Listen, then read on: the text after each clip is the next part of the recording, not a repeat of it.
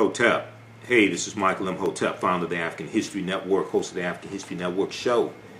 I'm a talk show host, researcher, lecturer, writer, and historian.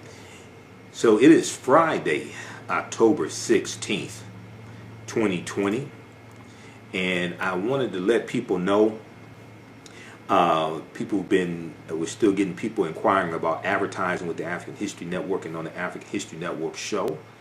And now that I'm on Monday through Friday, want to let you all know that you can now advertise with the African History Network with the African History Network show on our weekly show. Okay, so email us at customerservice@africanhistorynetwork.com, customerservice@africanhistorynetwork.com.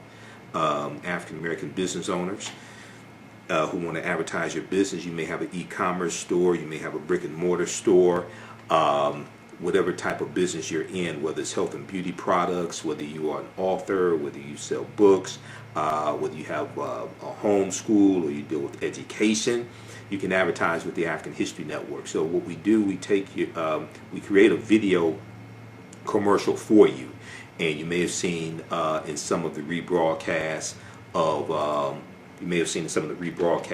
our shows, you see the new video commercials. Okay, most of those I created. I do the voiceover, and you can send me a script. We put together that 30-second to 60-second video commercial, and then when we re-air the shows, we re-air them throughout the week. People see your commercial. This helps promote you. We also upload the video commercial to our Facebook fan page, the African History Network, and then also on our YouTube channel, Michael Imhotep, Imhotep. All right, African American business owners, post the name of your business here on the thread of the broadcast also. And email us at customerservice@africanhistorynetwork.com, customerservice@africanhistorynetwork.com, and we'll let you know how you can advertise with the African History Network. We can get you up and running today. So you'll get the video commercial, and then also our broadcasts are in audio podcast format as well. So we're on 9 different audio podcast platforms. We're on Blog Talk Radio, iTunes, iHeartRadio, Stitcher, Castbox, Acast, TuneIn. So when people listen to the audio podcast of these broadcasts, they'll hear your audio commercial as well. Okay, so you may have an upcoming conference or a virtual conference. I know, I usually speak out of state once a month or something like that. All that's been basically canceled, but people are having virtual conferences. You may have a virtual conference that you want to promote. You may have a restaurant, catering business. You may sell African jewelry, African clothing, African garb, etc. T-shirt company. Email us at customerservice@africanhistorynetwork.com. Now, a lot of people oftentimes say, well, when we look at other ethnic groups and races of people, we look at Arabs and Chaldeans and things like this. They have and Asians, they have a history of entrepreneurship. Okay, well, when we study our history, African people, we have a history of entrepreneurship as well. And when we look at the first economies, when we look at the great African civilizations that we love to talk about, whether we talk about ancient Kemet or ancient Egypt, whether we talk about Ta-Nehesi or Nubia or Ta-Seti, if we talk about Ethiopia or Abyssinia, we talk about Great Zimbabwe, things like this. We go into West Africa and we deal with Ghana, Songhai, and Mali. When we deal with these great African nations in these societies, we're going to see that they have some type of economic system. We're going to see they're engaging in commerce, they're engaging in trade. They usually have some type of African marketplace as well. Okay, and we see that they're going to have control of land. They are involved in agriculture. They're growing their own food. They're not relying upon Asians and Arabs and Chaldeans to feed them. Okay, they may engage in commerce and trade with other ethnic groups, other races of people, but they have control of land. They are engaged in agriculture. They have mineral wealth. There's an economy, and there's some type of government system. There's some type of structure as well. When we look at these great African societies, we see this. So in all actuality, we know that African people are the first farmers. We're the first entrepreneurs as well. That's in our history. But even in this country, we have a deep, rich history of entrepreneurship. We have the co-ops, the cooperatives. Dr. Jessica Gordon Nimhard is the author of the book Collective Courage. Collective Courage. And Dr. Jessica Gordon Nimhard is the author of the book Collective Courage. And Collective Courage deals with a history of African American cooperative thought and practice. A history of African American cooperative thought and practice. And I interviewed this sister back in about 2014, I think it was. Maybe it's about 2016 I interviewed her. And she was speaking here in Detroit. So I interviewed her to help promote the lecture. And her book deals with the deep, rich history of cooperative economics, the co-ops. And the co-ops, the cooperatives, those are African principles we brought with us from West Africa. And you're dealing with these cooperatives, like whether it's the Colored Merchants Association, whether it's things like the Colored Farmers National Alliance and cooperative unions. These are ways that African Americans engaged in economic empowerment, engaged in business, engaged in economics. And it's a collective. The members were owners of the organization or of the business or something like that, as opposed to maybe just individual owners or maybe just a family owning a business. You had a collective and you could compete better. You could, the owners shared in the profits. It was more beneficial as opposed to the capitalism that we're taught, or it gets dressed up as black capitalism, etc. And what happened was a lot of African Americans went to white business schools, or they went to business schools at HBCUs that taught white business principles, and we then brought those white business principles back to the African American community, okay, and tried to use them. And for the most part, for the community in general, they don't work like the cooperatives did. They may work for your family, they may work for you individually, but the cooperatives were different. So when we look at things like the Colored Merchants Association, right? The Colored Merchants Association was created right around 1928, 1929. It comes out of the National Negro Business League. And this was an association of African American grocery store owners, so that they could work together, pool their resources together, learn marketing tactics, learn better accounting principles, buy in bulk so they get a lower economies of scale and better economies of scale, and they could better compete against the chain stores, the growing number of chain stores, the Kresge's and the Woolworths and A&P, things like this. This is the Colored Merchants Association that comes out of the National Negro Business League, and that National Negro Business League was founded by Booker T. Washington, okay, right around 1900. All right, so we have a deep, rich history of these co-ops. When we look at things like the Colored Farmers National Alliance and Cooperative Union, this was founded in 1886 in Texas. Okay, 1886 in Texas. It only lasts 5 years, but they grow to about 1.2 million members. Okay. Now, a lot of people haven't heard about this because oftentimes when we deal with this history, the cooperatives, the co-ops are left out. We had things like the Free African Society of 1787. We're going to have, even when we go back to slavery, we're going to have many cooperatives that are helping buy people out of slavery, helping pay for burial costs, etc. You know, we were doing crowdfunding before it was called crowdfunding. This is all in our history. These are all principles. So when you hear me talk about Dr. Leonard Jeffries and Professor James Small, two of my teachers, and when they teach, they talk about the pyramid principle. And we look at the three sides of the pyramid. The foundation is African history and culture. And it's African history and culture that gives us our VIPs, our values, our interests, and our principles. And this gives us a cultural paradigm that we see reality through. And then this helps define reality for us. And then the two sides of the pyramid are economic empowerment and political empowerment. Well, your history and culture influences how you engage into those economics. Okay, are you dealing with economic empowerment, engaging in economics from a cultural perspective, or are you dealing with it from a perspective that has been imposed upon you? Yes, we do. Yes, we live in a capitalistic society, but how do we engage in that capitalistic society? So when we look at the Colored Farmers National Alliance and Cooperative, they were formed in 1886 in Texas, despite the fact that both African American and white farmers faced great difficulties due to the rising price of farming and the decreasing profits that were coming from farming. The protective organization known as the Southern Farmers Alliance did not allow African American farmers to join. So a group of African American farmers decided to organize their own alliance to fill their need.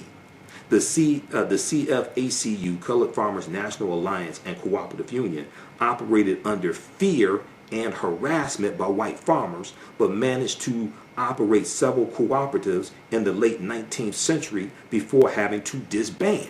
They were getting threats. They were getting death threats. Okay? So they had to disband. When you research this, you're going to see a lot of these cooperatives, they got attacked. Some people were beaten up, killed. So they're going to have to disband to save their lives.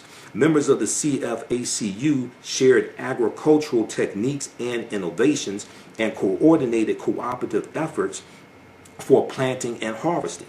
The union promoted alliances between farmers and laborers and was active in local and regional politics in order to maintain rights for African Americans after Reconstruction. So Reconstruction is 1865 to 1877. It's estimated that the CFACU had 1.2 million members and was the largest black organization of its time. Okay, and when we look at different African principles, when we look at cooperatives, for instance, Motown. Berry Gordy started Motown with $800 that he borrowed from his family's co-op in 1959. His family had a cooperative. He borrows money from the cooperative to start Motown Records.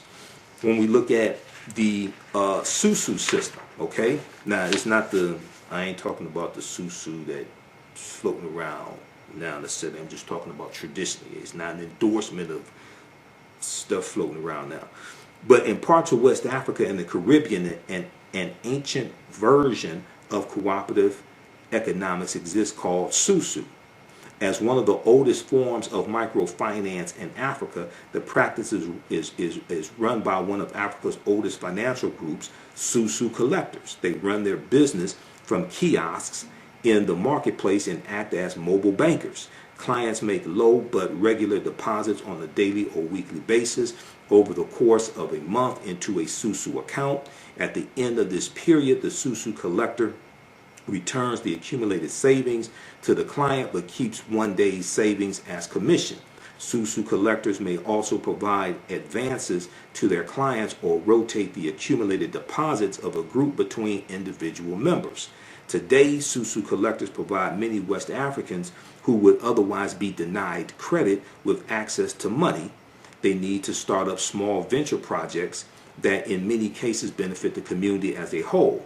In the United States, black immigrants from the Caribbean have enjoyed one of the highest economic growth rates using a form of the Susu and leveraging this practice to establish successful credit unions. So when we look at credit unions are one of the most well-known forms of a cooperative, because when you belong to a credit union, you are a member as opposed to a bank. You are a member, okay? So you as opposed to just somebody who has an account with the credit union, as opposed to somebody who has an account with a bank. With a credit union, you are actually a member, okay? So it's different. A credit union is a form of a cooperative as well. AtlantaBlackStar.com has a good article from 2013, 5 historic examples of cooperative economics, Ujamaa, that advance the black community. And then also check out this book here, Collective Courage, A History of African American Cooperative Economic Thought and Practice from Dr. Jessica Gordon Nemhard. Okay, so check your local African American business, local African American bookstore for that book.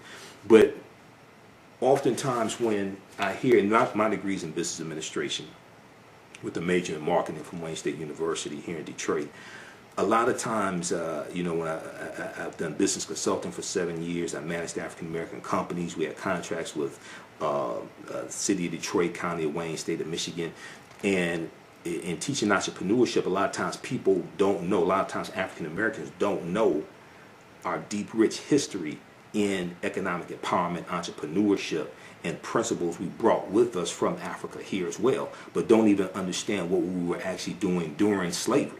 Okay, and then during Reconstruction. So we have a deep, rich history of this. So once again, you can email us at customerservice@africanhistorynetwork.com, customerservice@africanhistorynetwork.com, African American business owners. You can advertise with the African History Network on the African History Network show. We're on Monday through Fridays now, and then what we do, we take your 30-second and 60-second video commercial, and I'll create a video commercial for you. So when you see some of the rebroadcasts of our shows, you see the video commercials in there. Black History Mobile Museum 101 is one of them. A lot of those video commercials, I'm the one that puts them together. I do the voiceover. You send me a script, we put that together, and then when we re-air these broadcasts, you see those commercials in there, and then also in the audio podcast format of our broadcast, we'll have your audio commercial in there as well. Okay, so we're on 9 different audio podcast platforms: iHeartRadio, FM Player, TuneIn, iTunes, Blog Talk Radio. So if you are African American book author, if you have a bookstore, whether you have a brick and mortar store or a e-commerce store, if you sell health and beauty products, clothing, African garb, or whether regular clothing, if you sell athletic gear, shoes, okay, you have a fitness website, if you have an upcoming conference or event, virtual conference, etc., we can help you market that at the African History Network. Email us at customerservice@africanhistorynetwork.com, customerservice@africanhistorynetwork.com. Also follow us on our Facebook fan page, The African History Network, The African History Network, and turn on notifications so you know when we go live. Follow us on our YouTube channel, Michael Imhotep, IMHOTEP, on YouTube as well. And check out this information dealing with the cooperatives, but also understanding our history when it comes to entrepreneurship and economic empowerment. That's always been part of the of our movements, okay? Whether we talk about Marcus Garvey, even when we talk about the civil rights movement, that is the cooperatives were part of the civil rights movement.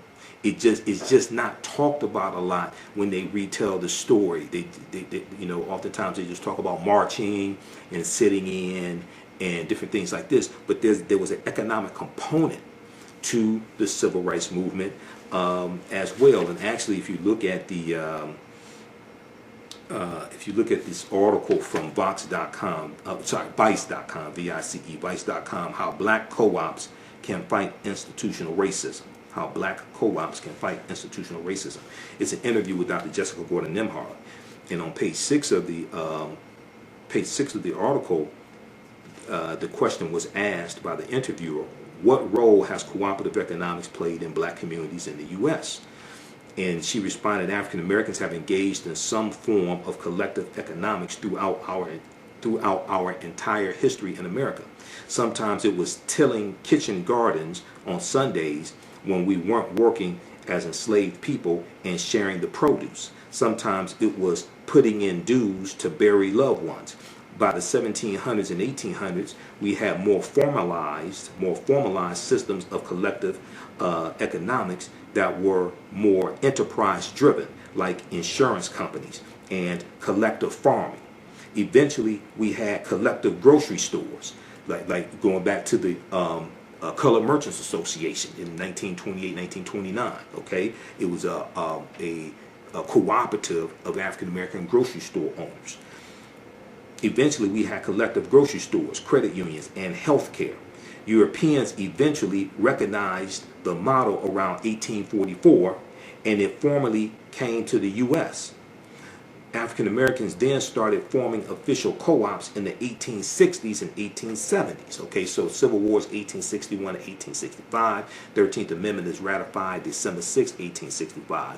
1865, 1877, you have this period of time called Reconstruction, when putting the Union back together, rebuilding the South that was devastated because of the Civil War. And then we have the 14th Amendment, where we had the Civil Rights Act of 1866, which is giving rights to African Americans. The 14th Amendment of 1868, which gives citizenship. The 15th Amendment of 1870, which guarantees the right to vote to African American men, not women, but African American men. Okay, so you have this period of time. You have the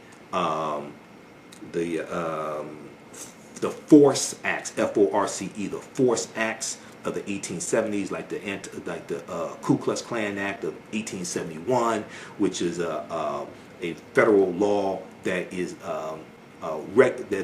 designed to really attack the Klan. Okay, and there's the Ku Klux Klan Act of 1871. So you have all this taking place. You have African Americans owning land, acquiring land. You have us winning seats in Congress. Most of them in the House of Representatives. You're going to have 2 in the Senate, okay, U.S. Senate. So all this is taking place during Reconstruction. So by the 1880s, labor unions were actually helping workers to start their own co-ops, and African Americans were involved in that too. So they were asked the question. She was asked the question: did co-ops play a role in the civil rights movement? She said it was what I call a silent partner to the movement. This was done by. She said this was done by blacks. So it's going to be a silent partner in the movement. Okay. The co-ops. Okay, so check out the rest of this article here, and we know that economic boycotts were part of the civil rights movement, but you're also going to have a component where you have co-ops helping raise money for the civil rights movement, and you have African American businesses, etc. You have people like A.G. Gaston, who was life insurance titan, business owner. You're going to have him putting up money to bail civil rights workers out of jail. All different types of things like this are going to take place. So oftentimes when the stories get retold, these different aspects are left out of it, the economic component. But another aspect is left out is the armed resistance, the armed self-defense when it comes to the civil rights movement as well. So that's why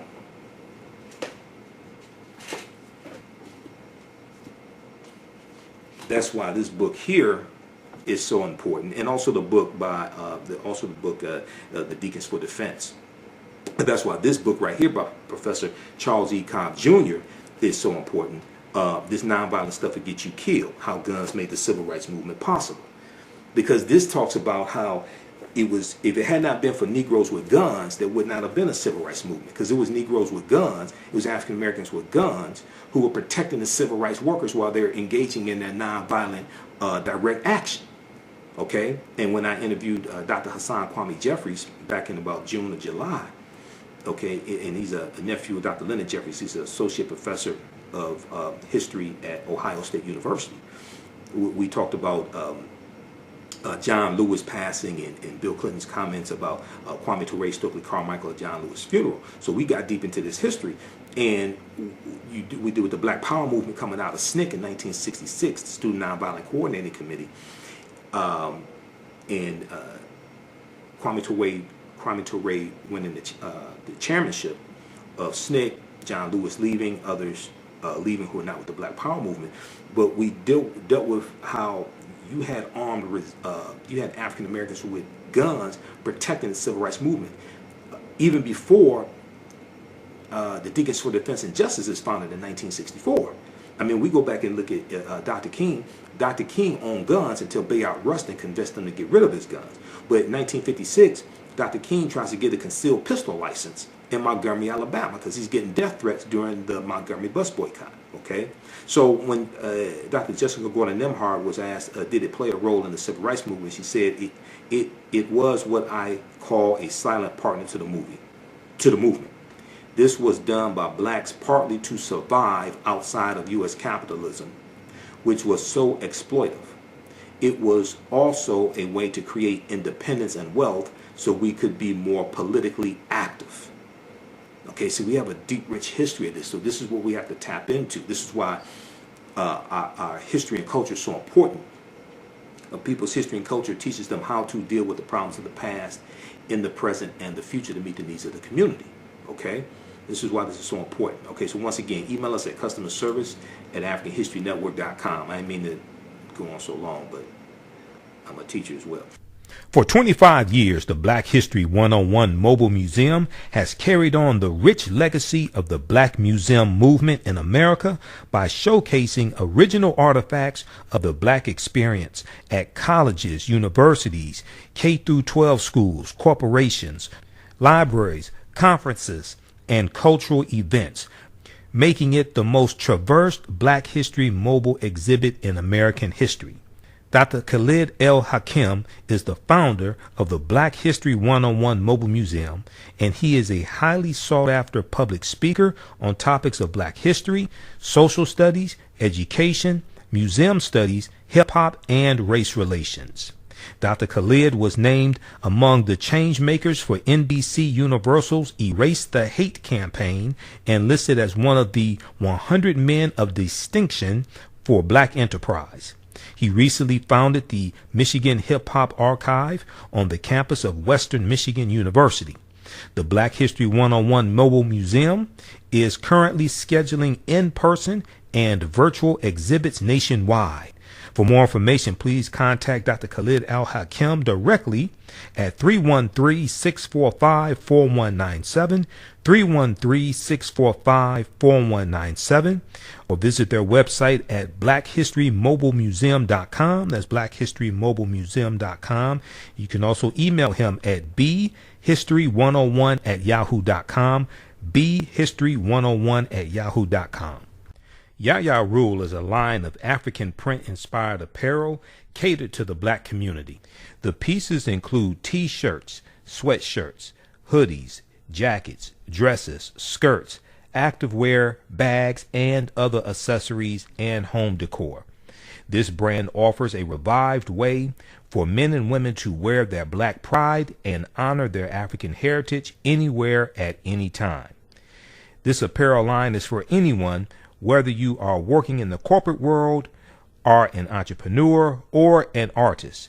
Their selection will allow you to casually let your pride shine or dress it up as wanted. It is for those who have already embraced African fabrics and for those who are just getting introduced to them. Reclaim and experience a part of our culture with rich and colorful African prints. The clothing line and the accessories are available right now starting at $17.99. For more information on the new items and accessories, visit yayarule.com. Email us at customerservice@AfricanHistoryNetwork.com, customerservice@AfricanHistoryNetwork.com. Post the name of your African American owned business here. We've got shops or Be Glam. Okay, shops or BeGlam.com. That's Lanisha. We've got, let's see here, what we have here.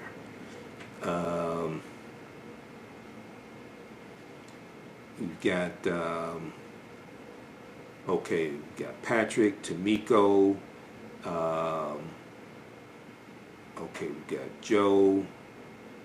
Yeah, email us at customerservice@AfricanHistoryNetwork.com. Okay, we've got, who else we have here? I'm looking at the names of some of your businesses. Anna asks, how can she get the book, Collective Courage? Yeah, check with your local African American bookstore or Amazon. It should be at Amazon. Wombman.com, Mansa. Rubicon Restaurant, Rubicon Smoked Potatoes, Rubicon Restaurant, Tulsa.com. You're in Tulsa, Oklahoma. That's where Black Wall Street was. Tulsa was founded by Creek Indians around 1836. The Creek Indians, the Choctaw, Chickasaw, Creek, Cherokee, and Seminole Indians got pushed off their land in southeastern United States, areas like Georgia and Alabama, because of the Indian Removal Act of 1830, signed into law by President Andrew Jackson, which is the favorite president of this first Russian president of the United States, Donald John Trump. And they go over 1,000 miles on the Trail of Tears, and they take their African slaves with them. The Choctaw, Chickasaw, Creek, Cherokee, and Seminole Indians all owned African slaves. Now, as Professor James Small, one of my teachers, pointed out to me, he said the Red-tailed Creek Indians did not own slaves, but you're going to have some of them that own, these different nations that own African slaves as well. So when they go into Oklahoma, they take their African slaves with them. And Tulsa comes from the Creek Indian word Tallahassee. Tallahassee. This is where the word Tulsa comes from. So you're going to, at the Choctaw, Chickasaw, Creek, Cherokee, and Seminole Indians, derisively, pejoratively called the 5 civilized tribes of Native Americans, because they adopted Christianity, learned to speak English, and owned slaves. They're all going to fight on behalf of the South during the Civil War. They all fight on behalf of the Confederacy during the Civil War because they own slaves. Okay, now you're going to have these Africans who marry into these various Native American nations, get citizenship rights, things like this. This is going to happen. A lot of us have some type of Native American ancestry. I'm one of them. I have Cherokee and Blackfoot on my mother's side of the family because my mother's from Tennessee. So what's going to happen is you're going to have the Black Freedmen Indian Treaties of 1866. And this is, so let me back up for a quick minute, and then we're going to end this.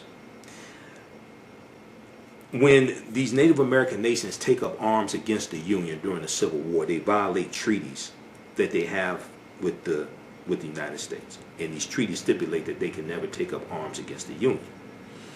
So before the Civil War, you're going to have these Native American territories where they own this land, where they have this land. That land is going to be taken back after the Civil War ends, and they're going to be put on reservations. But there are also stipulations that they have to free their slaves. Some of them don't free their slaves till like 1866, 1867. Because they did, In Vogue said, give it up, turn it loose. They didn't want to give it up or turn it loose, some of them. Now, this is not, I'm not saying that we should hate Native Americans. That's not what I'm saying. I'm dealing with their history. I don't want people to misunderstand what I'm saying, because many of us have Native American blood. Many of us, there are black Indians that exist today. There are black Indians, and we saw that the Cherokee stripped the black freedmen in 2011 of their citizenship rights in the Cherokee Nation, and those black freedmen are going to sue to get their citizenship rights back in the Cherokee Nation, get their full rights, etc. Okay, so there are about 566 or 567 federally recognized tribal nations in this country. Okay, so I don't want us to I don't want us to look at all of them negatively or attack them, things like this, because see, white supremacy pits groups of oppressed people against each other to fight one another. The U.S. has violated over 371 peace treaties with Native Americans, and oftentimes you're dealing, when you deal with different ethnic groups or what have you, races, what have you, that are fighting one another, usually they're operating based upon misinformation that's been fed to them coming out of white supremacy. All right, so we have to understand that also. But when you read books like The First Americans Were Africans, Documented Evidence, and I just had Dr. David Imhotep on my show Monday, October 12th, for Indigenous Peoples Day, Columbus Day. All right. The first Americans were Africans, documented evidence, which deals with the African presence in the Americas going back at least 56,000 years ago in South America, but in the land we call the United States of America, going back at least 51,700 years ago. Okay, the Khoisan, who come from southern Africa, the ancestors to the Inuit and the Twa, they were here going back at least 51,700 years ago, before Native Americans, the people who we call Native Americans, came into existence. The people who we call Native Americans are the offspring, in general, the offspring of intermixing between Africans who are already here and Asians who come here around 3000 BC, okay, about 5,000 years ago. They intermix, and their offspring are, in general, who we call Native Americans. If you look at old black and white photographs of Native Americans, and this is why I can't do these broadcasts like this and only do 5 minutes, because where's that book? This book right here. So if you look at old black and white photographs of Native Americans, this is Chronology of Native Americans, the ultimate guide to North America's indigenous people, right? When you look at old black and white photographs of Native Americans, these were not a very light-skinned, almost white-looking people, like a lot of Native Americans you see today. No, not an attack on them. I'm just explaining this. These were usually a dark-skinned people, oftentimes with high cheekbones. And what's going to happen, you have those who are the offspring of an intermixing of Africans and Asians, one. Two, when European settlers come here, a lot of the African groups that are already here, a lot of them get reclassified as Native Americans. Okay? So you have to really understand this chronology of history. Dr. Jose Pimenta Bay, who's one of the baddest scholars who deals with the history of the Moors, teaches about the history of the Moors. He used to teach classes at Temple University in Philadelphia. Last I heard, he's at Berea College in Kentucky. Okay, Berea College, incidentally, is where Dr. Carter G. Woodson, co-founder of the Association for the Study of Negro Life and History, September 9th, 1915, and founder of Negro History Week in 1926. Berea College is where Dr. Carter G. Woodson got his undergraduate degree. All right, it's just a little Black history fact, African American history fact. But so we have to understand this chronology of history. Now, in all of this history, this does not mean the transatlantic slave trade did not happen. It does not mean August 20th, 1619 did not happen when those 29 Africans on the White Lion pirate ship are traded for food and water and supplies. That does not mean that did not happen. That does not mean 1526 did not happen when the Spanish had taken Africans into the territory, the area we call South Carolina and Georgia. And they're enslaving them. Those Africans are going to overthrow their oppressors, and they're going to disappear, run away to join Native Americans. That doesn't mean 1526 did not happen. That does not mean 1513 did not happen when a West African born in West Africa around 1480 named Juan Garrido comes into Florida with Juan Ponce de Leon, the Spanish conquistador. He was African. That's probably the first person of African descent that we know of by name. Okay, even Dr. Henry Louis Skip the Truth Gates talks about Juan Garrido. He talks about Juan Garrido in where's Gates' book?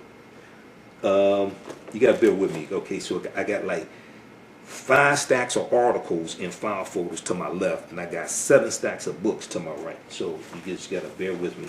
But in Gates' book, African Americans, Many Rivers to Cross, he talks about Juan Garrido. Okay, in the I'll show it to you. This book right here. Actually, 2 books. Okay, so the African Americans, Many Rivers to Cross. In 2012, Gates did this, I think, a 6-part series on PBS.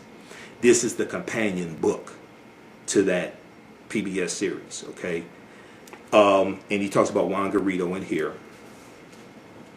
It's page, I think it's in the introduction. And just bear with me, I really did not plan to be on this long. I got a lot of work to do. Page 4. Page 4. He's showing Juan Garrido and Juan Ponce de Leon. Okay? So, and then also in Gates' book, 100 Amazing Facts About the Negro. And Gates does do some good research. Now, there's some flaws when he talks about African involvement in the transatlantic slave trade, but I've read dozens of Gates articles. He does do some good research. Ancient African history is not his forte, though, you know. But this one right here, he talks about Juan Garrido in here as well, 100 Amazing Facts About the Negro. So, we have to understand the history. We have to understand it chronologically. We have to understand it chronologically. Okay, African people migrate at different times for different reasons. It could be voluntarily, it could be forced, etc. So just because African people were here for tens of thousands of years, that doesn't mean that doesn't mean we weren't brought here as captives also. You have to understand the chronology of like the last 50,000 years of history as opposed to just the last 500 years of history. All right. Okay, so that's going to be it now. Okay. Also, if you like this type of information, you can donate to the African History Network. $ the AHN Show through Cash App. $ the AHN Show through Cash App. So that helps finance the research, helps us keep doing our Sunday night show. We're still on Sundays, 9 p.m. to 11 p.m. Eastern Standard Time on 9-10 a.m. Superstation WFDF in Detroit. Now we're on Monday through Friday, also 11 p.m. to midnight as well. So now I'm doing 6 days of radio a week. Okay, I'm doing 6 days of broadcast a week. All right, so email us customer service at AfricanHistoryNetwork.com. We'll get you up and running right away.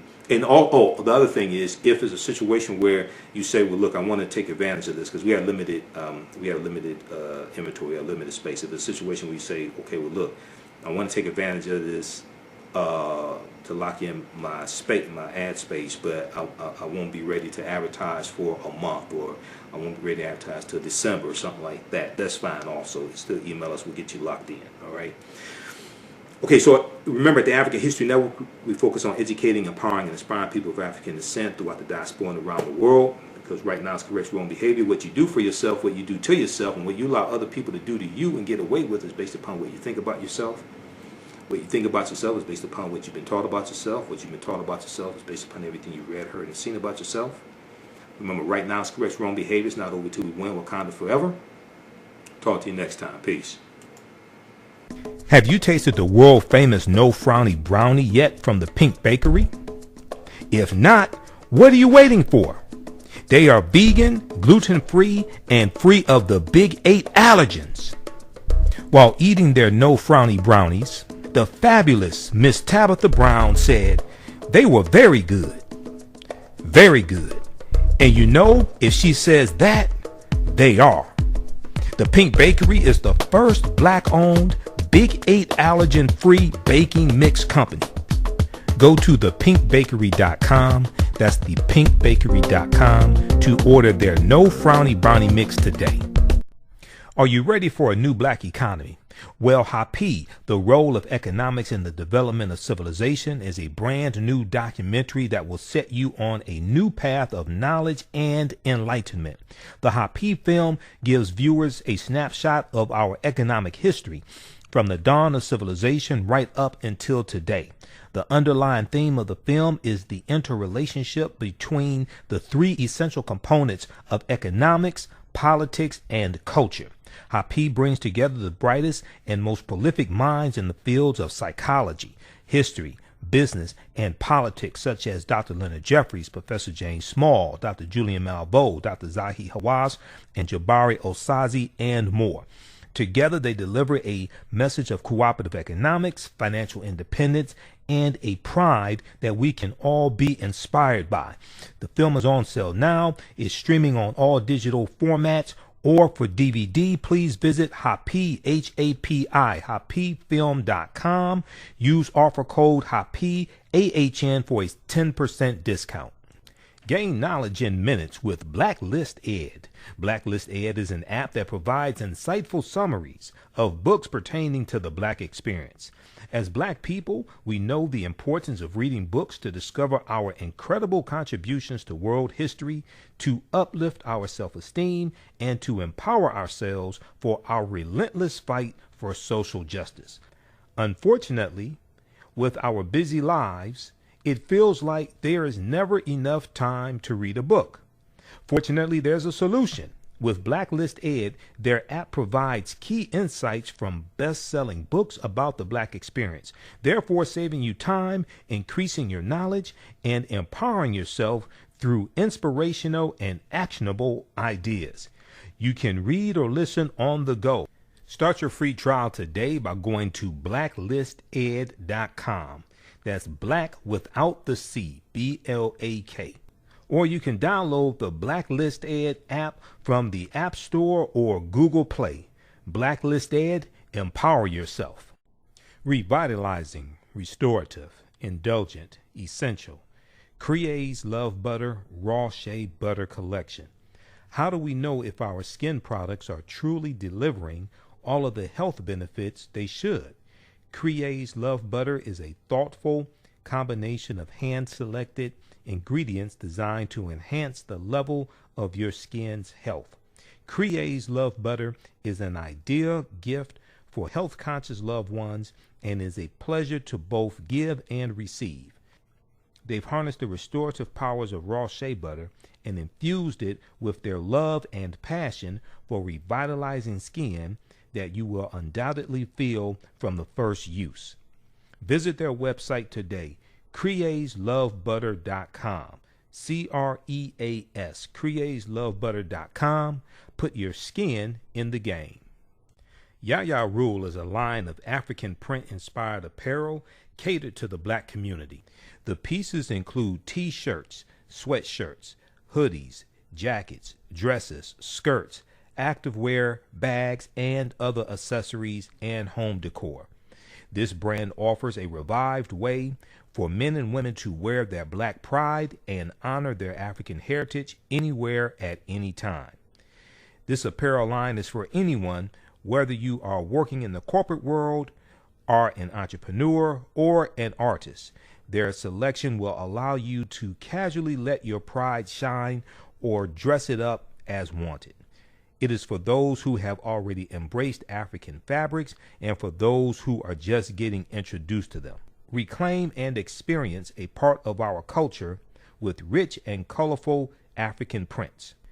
The clothing line and the accessories are available right now starting at $17.99. For more information on the new items and accessories, visit